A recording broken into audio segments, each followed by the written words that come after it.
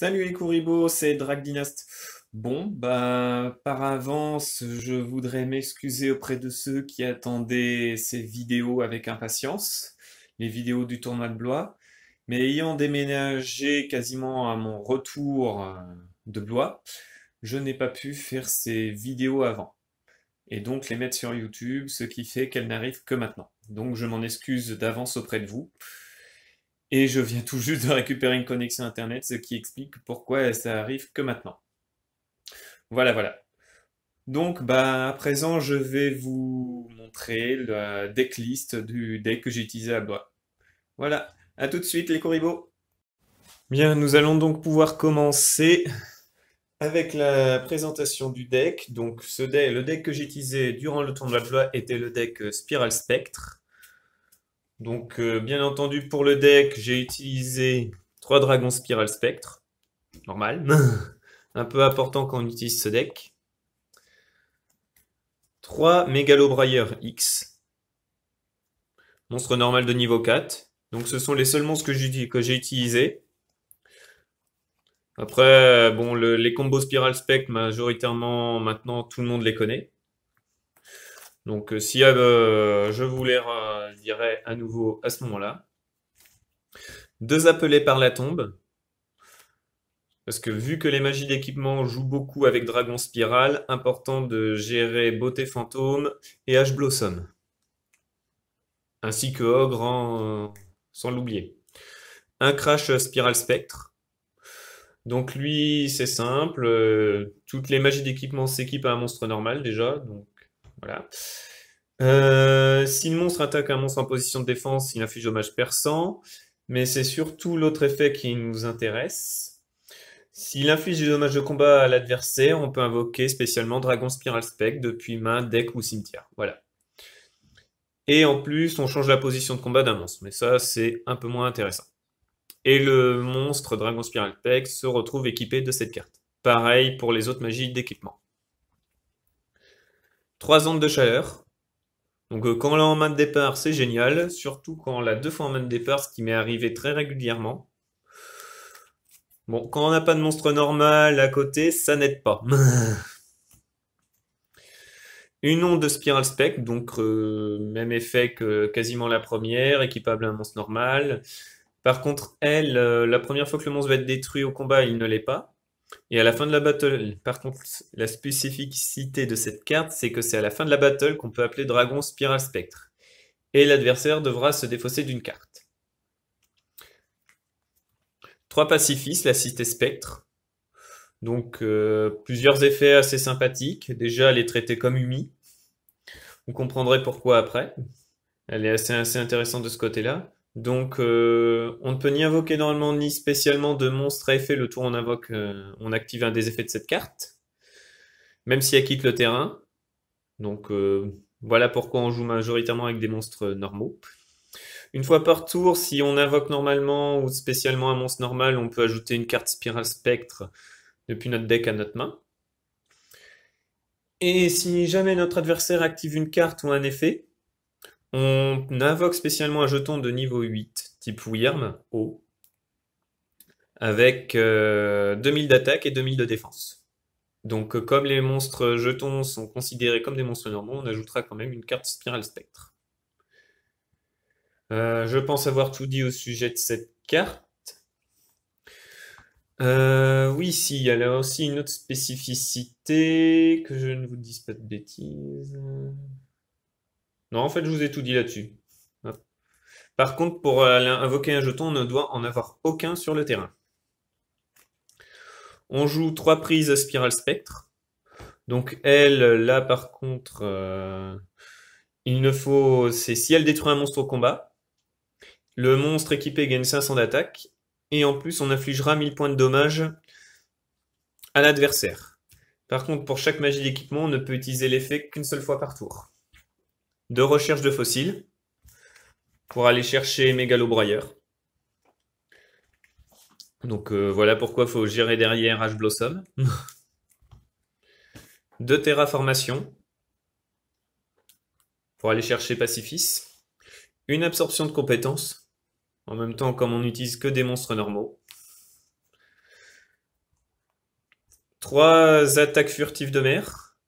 C'est là que Pacifiste devient intéressant, vu qu'elle est traitée comme Umi. Cette carte devient très forte, puisque lorsqu'elle est activée, on peut activer Umi depuis notre main ou notre cimetière. Donc on peut récupérer Pacifiste directement depuis le cimetière avec cette carte. Ensuite, on peut activer un des effets une seule fois par tour.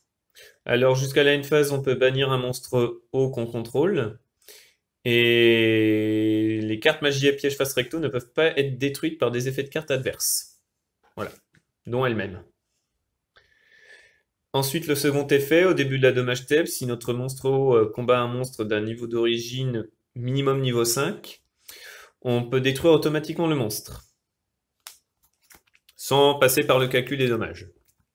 Voilà. 3 combats Spiral Spectre. Donc elle peut s'activer depuis la main si on a Pacifiste sur le terrain.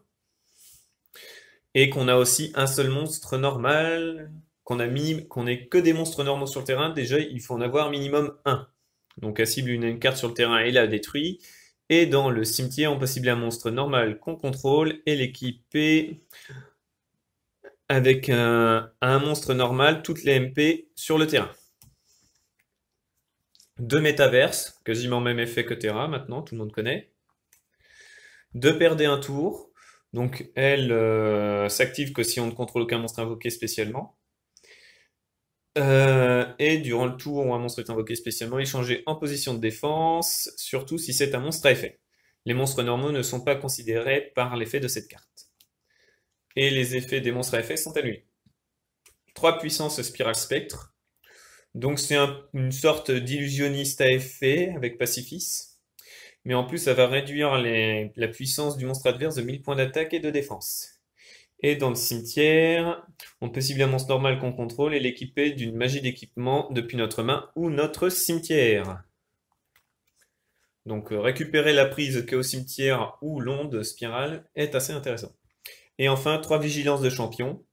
Oui, 3 vigilances de champion. Alors j'en joue 3 pour la simple et maudite raison que avec Pacifiste, on peut invoquer un jeton au niveau 8, justement, comme je l'ai précisé tout à l'heure, ou avoir le dragon Spiral Spec qui est également niveau 8. Voilà, donc rien que ça, cela nous aide bien. Donc ça, c'est le deck Spiral Spec. Donc la majorité des combos maintenant sont simples. Donc vaut mieux avoir généralement Mégalo-Brailleur en main, une onde de chaleur. Après, si on a Crash Spiral Spec, c'est intéressant. Mais le mieux à avoir reste quand même la prise spirale si c'est vous qui commencez votre premier tour et que vous avez 6 cartes en main. Donc onde de chaleur vous servira un peu moins. Mais si c'est vous qui commencez, onde de chaleur vous sera importante. Et là, ce sera plutôt le crash qui sera important comparé à la prise. Puisque le but de cette carte est d'infliger des dommages pour invoquer un autre dragon Spiral Spectre. Voilà.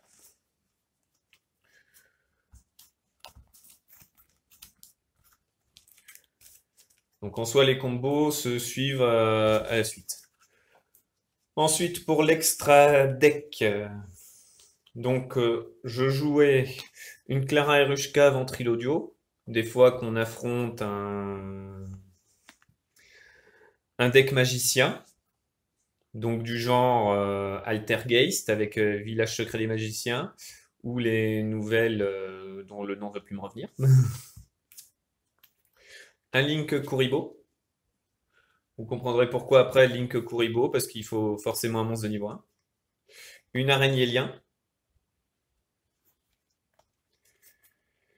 Et un phénix chevalier du cauchemar. Pour détruire les MP face recto si on n'a pas moyen de gérer les cartes adverses. Un résident des abysses pour gérer les cartes dans le cimetière. Et comme en plus on n'a que des monstres hauts dans notre deck, il gagnera les points d'attaque supplémentaires. Un refaiseur des voleurs de temps. Donc lui, il peut quitter le terrain, ce qui nous permet justement d'avoir toujours l'effet de Mégalo-Brailleur. Enfin, l'effet de Mégalo-Brailleur. L'effet des MP normales ainsi que des pièges. Un Utopie, et bien entendu, première Utopie et Utopie l'éclair.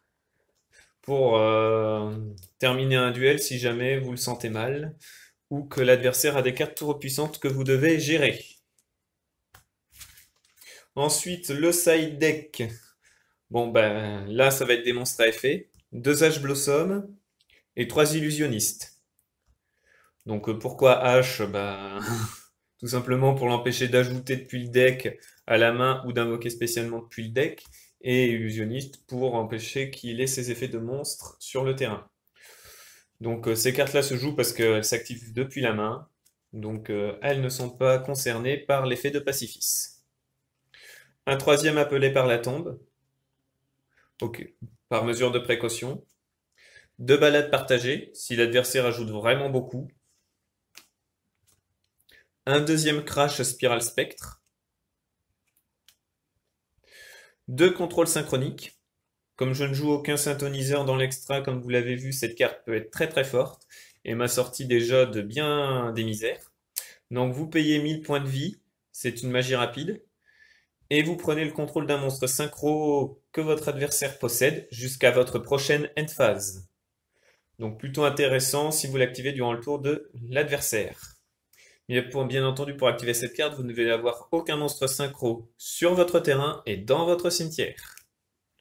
Moi, je la joue en side parce que quand on affronte Crystal Wing ou un autre monstre synchro, on peut l'avoir dans l'os. 2 tourbillons jumeaux pour gérer les MP adverses. Et 2 masques de restriction qui étaient là surtout pour gérer Kaiju et les decks rituels. Voilà. Donc ceci était le deck Spiral Spec qui m'a servi au tournoi de Blois. Donc étant donné que le deck, je vous le présente avant que la mise à jour du